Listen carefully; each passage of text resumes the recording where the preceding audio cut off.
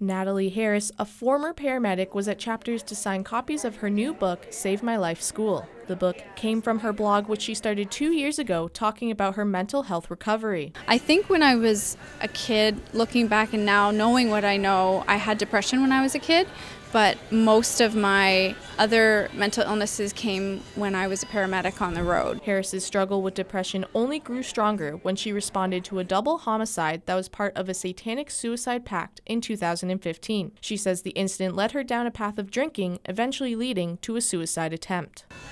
I didn't know how to deal with them. I didn't know how to manage the trauma that I saw, and it built up, and I coped with it in a negative way, and that led to a suicide attempt, which I'm grateful I'm here and grateful that it brought me to help. Harris has since been in recovery, but says that some days are still tough. There's still difficult days, like anything, but I never thought I'd be here today, that's for sure. So.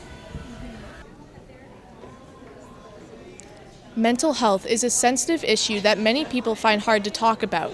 Natalie Harris, a former paramedic who has gone through a long journey, has put her personal story into her book. Owner of Winter Tickle Press, Heather Down, heard Natalie's story from her neighbor and was very moved by the paramedic's journey. Once I actually read it, I was completely blown away and in tears within 20 pages. I actually had to stop reading. Down knew she had to get the story published.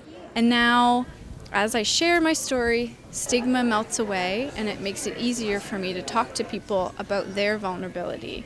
And it's a blessing for people. You know, I'm just so grateful that people trust me and open up to me, and I do my best to help them through their dark times. So, for Spoke TV, I'm Krystyna Bruce.